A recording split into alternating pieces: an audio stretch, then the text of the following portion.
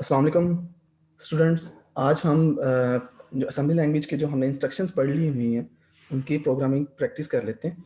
तो उस हवाले से सबसे पहले स्टूडेंट आपको मैं बता दूं कि आपसे मैंने एक फ़ोल्डर शेयर किया है जिसमें आपके पास डॉस बॉक्स है, आपने उसको इंस्टॉल कर लेना है। ठीक है। और सेकंड जो है वो मैसम का फ़ोल्डर है जिसके अंदर जो है वो माइक्रोसॉफ्ट असेंबलर पड़ा हुआ है। आपने करना है उसको सी ड्राइव के अंदर कॉपी कर लेना। तो यहाँ पर देखें मैंने सी ड्राइव को अंदर उसको कॉपी किया। इसके अंदर क्या क्या चीज़ें पड़ी हुई हैं, इसके अंदर जो है वो आपका डीबगर पड़ा है। ठीक है। आपके जो एडिट आपका प्रोग्राम लिखने के लिए पड़ा हुआ है, एग्जीक्यूटेबल फाइल बनाने के लिए जो है वो एप्लीकेशन पड़ी हुई है, लिंकर मौजूद है, लिंकर और मैसम मौजूद है। मैसम बेसिकली आपके असेंबली लैंग्वेज के प्रोग्राम को कंपाइल करने के लिए हम मैसम यूज़ करते हैं। ठीक है। वो उसकी ऑब्जेक्ट फाइल बनाता है, उन ऑब्जेक्ट फाइल को आपस में लिंक करने के लिए, एग्जीक्यूटेबल फाइल बनाने के लिए हम लिंकर यूज़ करते हैं। तो ये लिंकर है आपका। तो स्टूडेंट ये आपने करना है, आपने भी ऐसे इसी तरह से दो काम आपने करने हैं। 8086 का जो फोल्डर है उसको सी ड्राइव में आपने कॉपी कर लेना है, जैसे मैंने इसे कॉपी किया हुआ है। तो और इसके अलावा आपने करना है कि जो डॉस बॉक्स है उसको इंस्टॉल कर लेना है। वो डॉस बॉक्स आपका इमिडिएटर है जहाँ पर आप कोई भी असेंबली लैंग्वेज का कोई प्रोग्राम अगर आपने लिखना है, ठीक है, और उसको अलावा अगर आपने किसी असेंबली प्रोग्राम को रन करना है तो इसके लिए हमारे पास ये डॉस बॉक्स इन्वायरमेंट मौजूद है। तो इसके अलावा स्टूडेंट आपको वहाँ पर नोट प्लस प्लस जो है वो मौजूद है, वहाँ पर आप प्रोग्रामिंग जो है असेंबली लैंग्वेज की प्रोग्रामिंग वहाँ पर भी कर सकते हैं। तो मैं फर्स्ट प्रोग्राम हम देखते हैं कि जिसमें हमने एक लेट्स सपोज आपने एक करेक्टर जो है वो प्रिंट करवाना है। एक करेक्टर जो है वो यूज़र की स्क्रीन के ऊपर जो है वो प्रिंट करवाना है। तो हम स्टार्ट करते हैं। सबसे पहले अगर आपने कोई भी असेंबली लैंग्वेज का प्रोग्राम लिखना है तो आप डॉस बॉक्स को रन करेंगे। तो स्टूडेंट यहाँ पर डॉस बॉक्स को जैसे ही आपने रन किया तो आप देख रहे हैं कि यहाँ पर डॉस बॉक्स की जी ड्राइव अभी आपके पास ओपन है। ये कमांड लाइन प्रमोट आपका है। यहाँ पर जी ड्राइव वर्चुअल ड्राइव इस डॉस बॉक्स की होती है। चूँकि हमारे पास जो हमारा 8086 का फोल्डर है वो आपने सी ड्राइव में कॉपी किया हुआ है। तो आपने अगर अपनी लोकल ड्राइव को असेस करना है तो उसके लिए सबसे पहले मुझे माउंट करना होगा, MOUNT माउंट। यहाँ पर आप माउंट करेंगे, माउंट सी ड्राइव को मैंने माउंट करना है C:, और फिर आपने पाथ देना अपने फोल्डर का नेम मैंने रखा है सेव, वो 8086 है। ठीक है। 8086 फोल्डर के अंदर आपका मैसन पड़ा है। तो आपने फर्स्ट जो आपने इंस्ट्रक्शन लिखनी है जब डॉस बॉक्स को रन करना है तो स्टूडेंट आपने ये लिखना है माउंट C:\\8086। तो इससे ये इंस्ट्रक्शन क्या करेगी, आपकी जो लोकल ड्राइव आपके कंप्यूटर की जो सी ड्राइव है वहां तक आपको 8086 की एक्सेस देगी। आप एंटर करें तो आप देखें C drive is mounted as local directory. C drive आपकी माउंट हो चुकी हुई है। फिर आपने इस सी ड्राइव में मूव करने के लिए C:, लिखना है, C:, आप C:, लिख के एंटर करें। आप देखें यहाँ पर अब सी ड्राइव के अंदर मूव हो चुके हैं, आपको एक्सेस हो गई है आपके फोल्डर की। तो फर्स्ट ऑफ ऑल जब भी आपने असेंबली लैंग्वेज का कोई प्रोग्राम लिखना है या उसको रन करना है तो उसके लिए आपने जी ड्राइव से सी ड्राइव में पहले मूव करना है। तो उसके लिए कमांड जो मैंने आपको बताई है वो ये है माउंट C:\\8086। ये फर्स्ट कमांड आपकी होगी, कोई भी प्रोग्राम आपने रन करना है। फिर आपकी सी ड्राइव माउंट हो जाएगी। उसके बाद इस सी ड्राइव में मूव करने के लिए C:, आप लिखेंगे, आप यहाँ सी ड्राइव में मूव होगी। ठीक है। अब आपको एक्सेस होगी 86 फोल्डर की। अब लेट्स सपोज हम जो फर्स्ट एक प्रोग्राम लिखते हैं जिसमें हमने करेक्टर जो है वो प्रिंट करवाना है, एक सिंगल करेक्टर जो है। तो उसके लिए आप कोई भी प्रोग्राम अगर आपने लिखना है उसके लिए आप एक कमांड लिख सकते हैं, एडिट और प्रोग्राम का नेम यहाँ आएगा। तो लेट्स सपोज मैं फर्स्ट प्रोग्राम लिखता हूँ तो prog1 उसका नेम रख लिया। तो आपने लाजमी तौर पर इसकी एक्सटेंशन भी बतानी होगी .asm, यानी कि मैं बेसिकली असेंबली का एक प्रोग्राम लिखने के लिए एक फाइल जो है बना रहा हूँ असेंबली की। उसके अंदर जो है ये एम्प्टी फाइल जो है जनरेट होगी। तो उसके लिए जो कमांड है वो एडिट program1.asm। जैसे आप इसको एंटर करेंगे तो ये आपने देखा कि जो है वो उस सी ड्राइव 86 के फोल्डर में prog1.asm के नाम से एक एम्प्टी फाइल जो है वो बन जाएगी, जहां पर आप अपना कोई प्रोग्राम लिख सकते हैं। आप यहाँ पर भी प्रोग्रामिंग कर सकते हैं, यानी कि कोड अगर आपने लिखना है आप यहाँ पर भी लिख लें। इसके अलावा अगर आप के पास जो फोल्डर था 8086 फोल्डर, आप वहां पर जाके देखें क्या वाकई ये जो फाइल एम्प्टी फाइल जनरेट हो चुकी है। यहाँ आपने सी ड्राइव में आए, यहाँ आपने 86 का फोल्डर ओपन किया तो ओके, क्योंकि अभी आपने उस फाइल को सेव नहीं किया तो मैं ऐसा करता हूँ कि वहाँ पर इस फाइल को, जो एम्प्टी फाइल है, इस फाइल को सेव कर लेता हूँ 86 के फोल्डर में। यहाँ आपने इसको सेव किया और एग्जिट कर दिया। ठीक है, अब ये जो फाइल है आपकी जो है वो फाइल वहाँ पर बन गई है, program1.asm की फाइल। मैं इसको एग्जिट यहाँ से करता हूँ। ठीक है, और यहाँ पर मैं आप देखूँ, ये देखें program1, ये असेंबलर का एक फाइल जो है वो जनरेट होगी है। तो अब आप इसको ओपन करने के लिए इसको Node++ में आप ओपन कर सकते हैं, एडिट विद Node++। तो ये देखें, ये एम्प्टी फाइल जो है वो program1.asm की बन गई है। यहाँ पर आप अपनी प्रोग्रामिंग कर सकते हैं। तो दो तरीके मैंने आपको बताए। एक तो ये कि आप जो है वो डॉस बॉक्स के ऊपर ही एडिट की कमांड को यूज़ करते हुए वहाँ एक फाइल बनाए और वहाँ पर आप प्रोग्रामिंग कर लें। सेकंड वे ये है कि आप यहाँ पर Node++ के अंदर भी एक कोई फाइल बनाकर, ठीक है, उसको सेव करें .asm से और वहाँ पर अपना प्रोग्राम लिखें। तो स्टूडेंट, मैं यहाँ पर प्रोग्राम लिखता हूँ यहाँ पर। तो लेट्स सपोज कि हमने जो फर्स्ट प्रोग्राम लिखना है वो कोई भी कैरेक्टर आपने प्रिंट करना है। तो जब भी आपने किसी भी असेंबली लैंग्वेज का कोई प्रोग्राम लिखना है तो उसका जो बेसिक स्ट्रक्चर था वो क्या था, आपने सबसे पहले जो है वो डॉट मॉडल जो है वो लिखना होता है, डॉट मॉडल। ठीक है, और मॉडल का आपने साइज बताना होता है। लेट्स, हमने चूंकि जो प्रोग्राम हम लिख रहे हैं अभी वो इनिशियल है, उसका टोटल प्रोग्राम का जो साइज़ है वो 64 KB से लेस होगा, तो इसलिए हमने जो डॉट मॉडल में साइज़ बताया वो स्मॉल बताया। तो स्टूडेंट, ये डॉट मॉडल की जो कमांड है यूज़ की जाती है आपके टोटल जो प्रोग्राम है उसके साइज़ के लिए, कि हमारे प्रोग्राम का साइज़ कितना है। ठीक है, फिर उसके बाद सेकंड कमांड जो आपने देनी होती है वो आपने लिखना होता है डॉट स्टैक। स्टैक का साइज़ बताना है कि जो बैकएंड पे स्टैक हम यूज़ कर रहे हैं उसका साइज़ क्या है, वो 100 हेक्साडेसिमल जो है वो आपने बता दिया कि ये हमारे पास जो बैकएंड पे रनिंग टाइम पे स्टैक यूज़ होगा उसका साइज़ है। फिर आपने स्टूडेंट कमांड लिखनी होती है डाटा की, dot data, dot data. Data जो है इसके अंदर स्टूडेंट आपने जितने जो वेरिएबल्स होते हैं उनको मेंशन करना होता है। तो हमारा जो फर्स्ट प्रोग्राम उसके अंदर हम कोई भी वेरिएबल वगैरह नहीं डिक्लेयर कर रहे, डाटा नहीं डिक्लेयर कर रहे, इसको मैंने एम्प्टी रखा। फिर नेक्स्ट जो कमांड होती है वो आपकी कोड की होती है, डॉट कोड। ये इस सेगमेंट के अंदर आपने बेसिकली एक्चुअली जो असेंबली लैंग्वेज की इंस्ट्रक्शंस, एग्जीक्यूटेबल इंस्ट्रक्शंस हैं उनको लिखना होता है। तो डॉट कोड आपने लिखना है। इसके बाद आपने यहाँ पर मेन अपना जो प्रोसीजर है उसको डिफाइन करना है। तो यहाँ मैं लिखूंगा मेन प्रोसीजर। ठीक है, फिर इसको आप जो है वो मेन एंड प्रोसीजर, इस प्रोसीजर को आपने एंड भी करना है। ठीक है, और एंड मेन करना है, एंड मेन। तो स्टूडेंट, ये जो बेसिक स्ट्रक्चर है, अब इसको इसके अंदर मेन के अंदर हमने सारा अपना जो प्रोग्राम लिखना है, ये स्टूडेंट बेसिक स्ट्रक्चर है। आपने जब भी कोई भी प्रोग्राम लिखना है तो उसमें आपको ये जो स्ट्रक्चर है या बेसिक जो आपका एक वो है फॉर्मेट, यहाँ ये यूज़ करना पड़ेगा। इसके अंदर हम अपनी कोडिंग कर रहे होते हैं जब भी आपने असेंबली लैंग्वेज ये का प्रोग्राम सारे लिखना। पढ़े लिखने होते हैं? जी, ये सारे स्पेलिंग पढ़े लिखने होते हैं? नहीं नहीं, ये मैंने इसलिए लिखे हैं ताकि आप जो आपको ये कोड जो है वो विजुलाइज हो। तो आप ऐसा करें कि इसको कैपिटल लिख लें या स्मॉल लिख लें, क्योंकि हमने पढ़ा था कि केस कोई एरर इनसेंसिटिव। वगैरह कोई? नहीं नहीं, को हमारी जो असेंबली लैंग्वेज है ये केस इनसेंसिटिव है, कि आप अगर स्मॉल लिख लें या कैपिटल लिख लें उससे असेंबलर जो है उसको अंडरस्टैंड कर रहा होता है। तो इसलिए कोई कंफ्यूजन नहीं है, मैंने इसलिए इसको कैपिटल लिखा ताकि आपको कोड जो है वो सारा सही तरह पर विजुलाइज हो सके। तो आपका स्टूडेंट ये बेसिक स्ट्रक्चर है, ये मैंने आपको बताया था। ये आपने आपने स्टार्ट पे जो है वो बेसिक स्ट्रक्चर जो है ये डिफाइन कर लेना है। कोई भी प्रोग्राम लिखना है आप जल्दी से जो है वो ये बेसिक स्ट्रक्चर अपने पास सेव भी कर सकते हैं। ठीक है, एक फाइल बनाएं, एम्प्टी फाइल, उसके अंदर ये बेसिक स्ट्रक्चर स्टोर कर लें, और जब भी कोई भी प्रोग्राम लिखना है तो इसके अंदर जो है वो आप एडिट करके लिख सकते हैं। क्लियर स्टूडेंट, ये आपने गेट कर लिया पॉइंट। ओके, अब लेट्स सपोज कि हमने एक सिंगल करेक्टर लेना है, ठीक है, और उसको जो है वो आउटपुट करवाना है। जिशान रजा, जी बच्चे, जिशान आपको कोई क्वेश्चन है?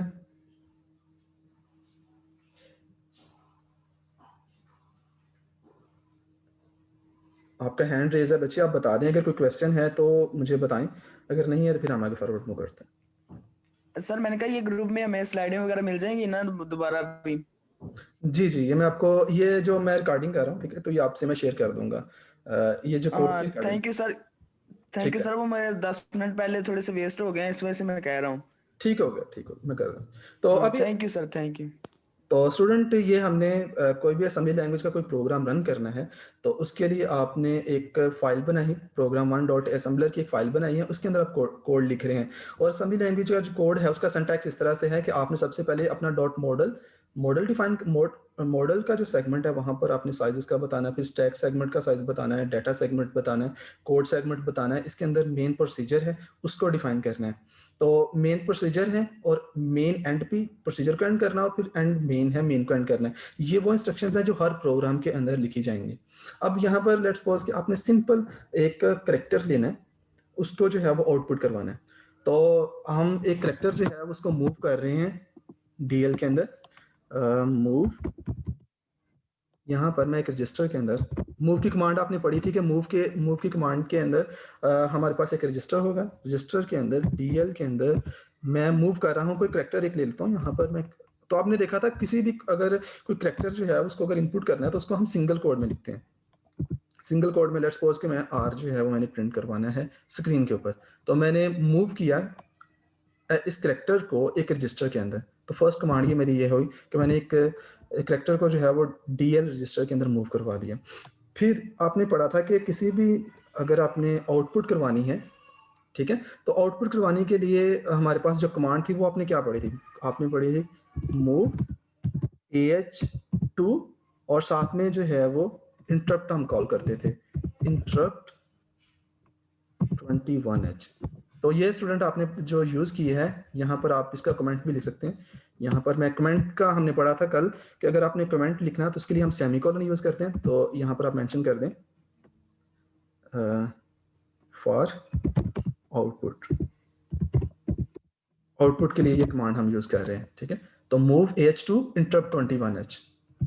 अब ये कमांड क्या, ये कमांड क्या करेगी, आपकी जो ये स्क्रीन का करेक्टर, ये जो करेक्टर है इसको स्क्रीन पर प्रिंट करने के लिए हम यूज़ करें, आउटपुट करने के लिए यूज़ हम कर रहे हैं। फिर आपने देखा था कि जब भी आप कोई भी प्रोग्राम लिखते हैं तो लाजमी तौर पर एक कमांड यूज़ हम करते हैं जो कि कंट्रोल को एग्जिट करने के लिए, क्योंकि हमारा प्रोग्राम कंप्लीट हो चुका हुआ है, हमने एक करेक्टर को मूव किया है एक रजिस्टर के अंदर, उसको आउटपुट करवा रहे हैं। तो फिर कंट्रोल को एग्जिट करने के लिए, प्रोग्राम को रन करने के लिए हमें कमांड जो यूज़ करते हैं हम मूव AH और इसमें 4CH, ठीक है, और interrupt 21H।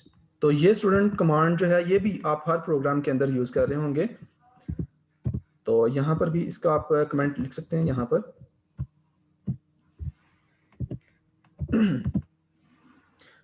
For exit control को एग्जिट करने के लिए हम ये कमांड यूज कर रहे होते हैं, move AH 4CH interrupt 21H। तो इंटरप्ट 21H हम इसलिए यूज करते हैं कि अगर आपका कंट्रोल जो है वो कीबोर्ड के पास है, तो जब वो वापस रजिस्टर की तरफ मूव करे, तो यहाँ पर आप देखें जब आपने मूव AH2 किया मीन के आउटपुट करने के लिए कंट्रोल जो है वो मॉनिटर की तरफ गया, तो आपने इंटरप्ट 21H किया, ठीक है, दोबारा से कंट्रोल को जो है वो इंटरप्ट किया, और कंट्रोल को एग्जिट करवाने के लिए आपने जो कमांड की यूज़ की वो move AH 4CH interrupt 21H।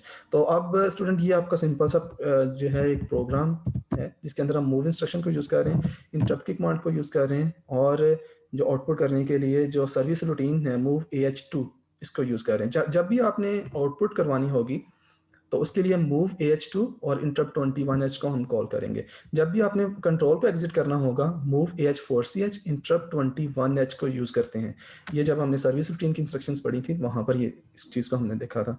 तो स्टूडेंट हम इस प्रोग्राम को सेव करते हैं, फाइल सेव, इस प्रोग्राम को हमने सेव किया। अब हम इसको अगर रन आपने करना है तो उसके लिए आप डॉस बॉक्स को ओपन करेंगे। तो फर्स्ट कमांड जो थी वही माउंट आप करेंगे, mount C colon \8086, sorry mount C colon \8086 8086। Mount का मतलब यह है कि आपके पास जो सी ड्राइव है उसको इसके साथ एक लिंक बनाना है डॉस बॉक्स के साथ। तो हम पहले उस सी ड्राइव को माउंट कर रहे हैं। आपने देखा जब भी आप विंडो इंस्टॉल करते हैं तो पहले विंडो को आप माउंट करते हैं डीवीडी ड्राइव में डाल के, डीवीडी ड्राइव में आप डालते हैं और फिर जो है जब वो ड्राइव माउंट हो जाती है मीन के उसके सारे जो फाइल जो हैं वो लोड हो जाती हैं, ठीक है, रैम में, फिर उसको उसके ऊपर जो है विंडो जो है वो इंस्टॉल होना शुरू होती है। तो पहले हमने सी ड्राइव को माउंट करना है, फिर इस सी ड्राइव में मूव करने के लिए C: की कमांड आपने यूज करनी है। आप सी ड्राइव में मूव हो गए, फिर आपने देखें आपने जो प्रोग्राम लिखा है उस प्रोग्राम को हमने असेंबली लैंग्वेज का जो फर्स्ट प्रोग्राम लिखा उसे उसको हमने सेव किया prog1.asm के नाम से। तो हम उसको रन करना चाहते हैं। तो स्टूडेंट रन करने के लिए जो कमांड है वो इस तरह से कि आपने मैसम लिखना है, माइक्रोसॉफ्ट असेंबलर मैसम, और आगे जो है वो उस प्रोग्राम का नाम prog1.asm, मैसम प्रोग्राम prog1.asm। तो मैसम जो है स्टूडेंट या कोई भी असेंबली लैंग्वेज जो प्रोग्राम लिखते हैं उसको कन्वर्ट करना है अगर आपने मशीन लैंग्वेज में, तो उसके लिए हम मैसम की कमांड यूज करते हैं, मैसम prog1.asm। आप इसको एंटर करें तो ये देखें यहाँ पर ये क्या जनरेट कर रहे हैं, prog1.object मीन के ऑब्जेक्ट फाइल जो है उसकी ये जनरेट करेगा। तो ये ऑब्जेक्ट फाइल जनरेट कर रहे हैं। अब यहाँ पर अब ये देखें उसने यहाँ पर हमें बताया कि जो symbol not define C, program 1 की लाइन नंबर 11 पे जो सिंबल सी आपने लिखा है वो अनडिफाइन है, ठीक है। तो हम इसको देख लेते हैं कि प्रोग्राम की लाइन नंबर 11 पे। तो इसको अगर आपने देखना है कि उस प्रोग्राम को आपने सेस करना है तो उसके लिए आप एडिट की कमांड यूज करेंगे, एडिट, और प्रोग्राम का नेम था prog1.asm। तो आप देखेंगे यहाँ पर आपके सामने वो ओपन हो जाएगा। तो उसने कहा कि लाइन नंबर 11 पे ये फर्स्ट लाइन है, ये सेकंड है, ये थर्ड, 4, 5, 6, 7, 8, 9, 10 और यहाँ पर ये पी जो मेरे ख्याल से आई थिंक तो एंड पी। सर ये 9 लाइन में आपने 4 एच से लिखा, यहाँ सी एच नहीं आएगा मेन एंड पी, और कहाँ पर कह रहे हैं सर? ये मूव ए एच और 4 सी एच नहीं आएगा यहाँ पे? तो मूव एच 4ch लिखा है, एच से लिखा आपने। आपने अच्छी लिखा हुआ सर। और सॉरी यहाँ पर, ठीक है, मूव 4ch।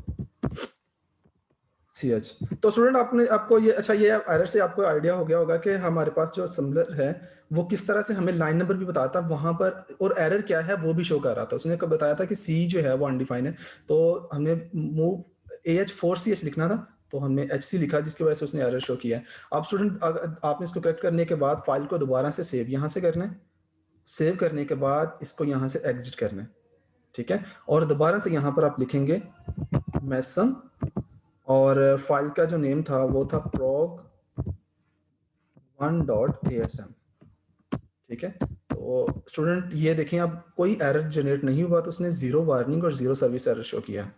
इट्स मीन कि अब आपके पास जो एरर था वो रिमूव हो गया। ओके, अब फर्स्ट कमांड आपकी ये प्रोग्राम रन करने की जो फर्स्ट कमांड थी वो आपने देखी मैसम, और आगे प्रोग्राम का नेम वो आपने लिखना है। सेकंड, जब जो ऑब्जेक्ट फाइल क्रिएट हुई है इनको अगर आपने लिंक करना है उसके लिए जो कमांड है वो लिंक prog1.obj। अब आपने ऑब्जेक्ट फाइल जो है उनको लिंक करना है, ठीक है। तो लिंक prog1.obj आप ये लिखेंगे और एंटर आप करेंगे तो ये लिंक फाइल से क्या जनरेट हो रही है, आपको क्या नजर आ रहा है, exe फाइल जनरेट हो रही, program1.exe। अब हमारी exe फाइल जनरेट यहाँ से ये करेगा। तो उस exe फाइल को रन करने के लिए सिंपल आप प्रोग्राम का नेम लिखेंगे prog1.exe। तो ये उस exe फाइल को हम रन करने के लिए कमांड यूज करेंगे। आप एंटर करें तो ये देखें उसने सिंगल जो कैरेक्टर था R जो मैंने प्रिंट करवाना था स्क्रीन पर प्रिंट कर दिया। स्टूडेंट ये फर्स्ट प्रोग्राम आपने अंडरस्टैंड कर लिया, कोई कंफ्यूजन तो नहीं है।